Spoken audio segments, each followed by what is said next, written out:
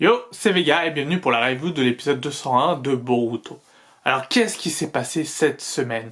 Eh bien, cette semaine, Kurama a rendu une petite visite à Kawaki, plutôt c'est Kawaki qui était dans la maison de Naruto, vu qu'il est surveillé par celui-ci. Et du coup, Kurama a expliqué à Kawaki la vie de Naruto, son passé. Alors on n'a pas eu un flashback pendant tout un épisode de toute la vie de Naruto, ou toute la vie du passé de Naruto. Ça aurait pu être intéressant. Et ils auraient pu créer un épisode comme ça facilement, parce qu'on connaît très bien la vie de Naruto, vu qu'on a eu 700 épisodes dessus. Mais ça aurait pu être intéressant d'avoir un épisode où on voit tout, on voit son passé, quoi. Ça aurait pu être très intéressant. Ça aurait pu être très très intéressant. Enfin voilà, donc il a expliqué que du coup il avait tué les parents de Naruto, que Naruto a vécu toujours seul, que à cause de lui, de Kurama, il a toujours assisté à la haine, etc., etc. Il a toujours été rejeté, il a toujours vécu seul et dans la peine, enfin voilà, bref, dans la solitude, et que du coup Kawaki et Naruto se ressemblaient beaucoup sur beaucoup de points, et Kawaki compris le passé tragique de l'Hokage.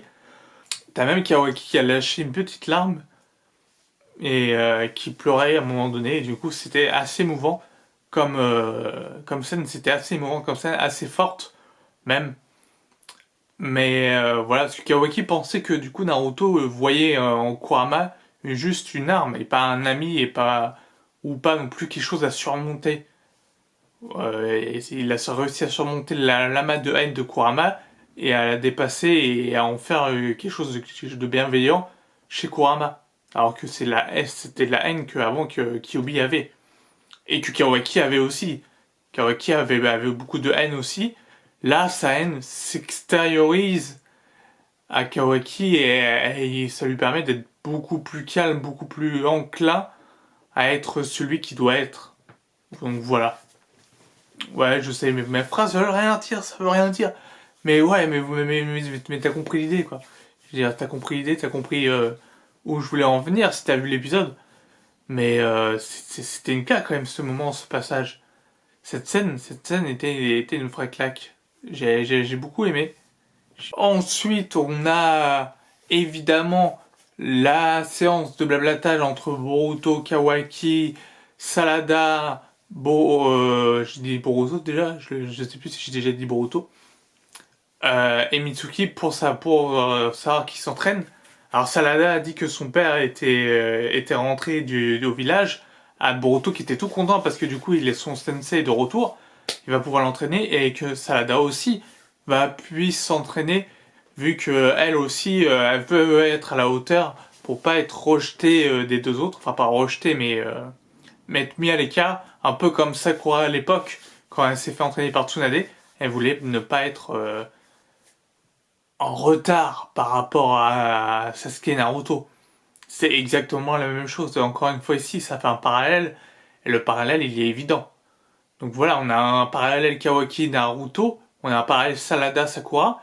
Le Boruto c'est pas non plus Sasuke, si bah oui en fait Boruto, le parallèle de Boruto c'est Sasuke, vu qu'il veut devenir comme Sasuke à un Hokage de l'ombre. Sasuke n'est pas Hokage, hein, que je ne dise pas ce que je n'ai pas dit.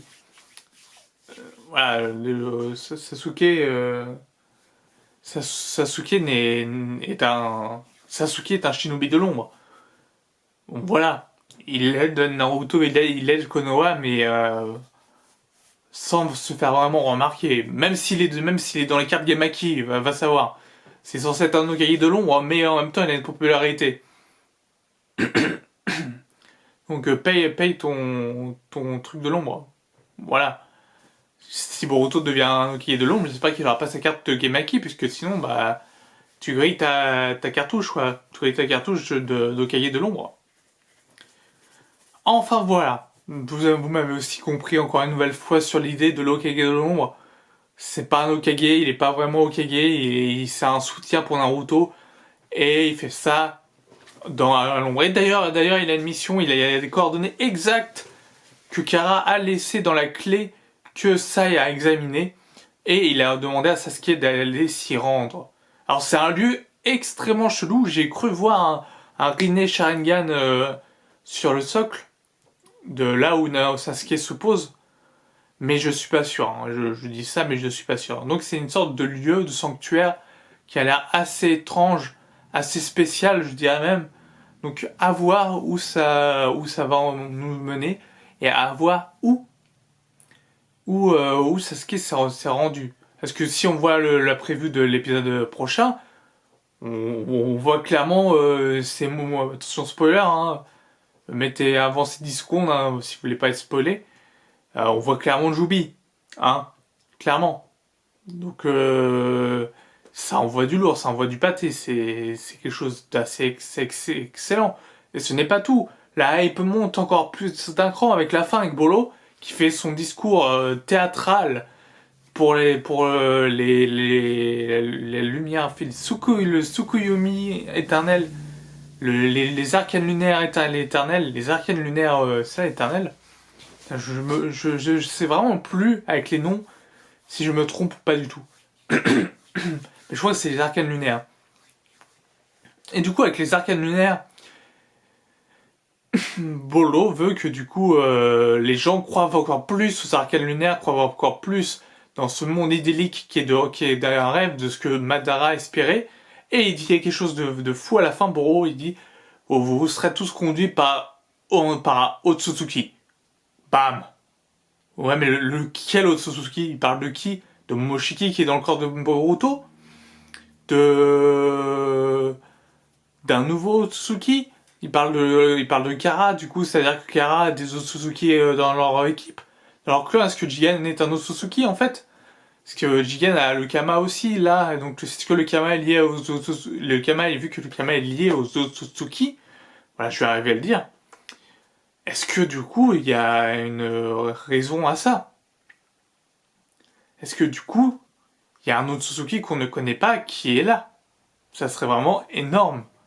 Ça serait encore énorme, mais du coup, enfin, ça relierait l'histoire en deux et tout serait relié depuis le début. C'est-à-dire que Kara est liée avec les Otsutsuki sont liés à l'histoire de Boruto, puisque Boruto, forcément, a tué un Otsutsuki et s'est vu graver le Kama, pardon. Et donc voilà, du coup, ça serait quand même quelque chose d'assez énorme, d'assez gigantesque si on aurait quelque chose comme ça.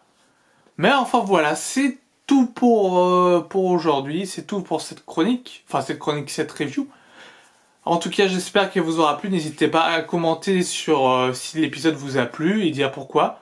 N'hésitez pas à laisser un petit pouce en l'air et à partager la vidéo si vous avez aimé. Sur ce, portez-vous bien, je vous dis à lundi prochain. Sur ce, ciao.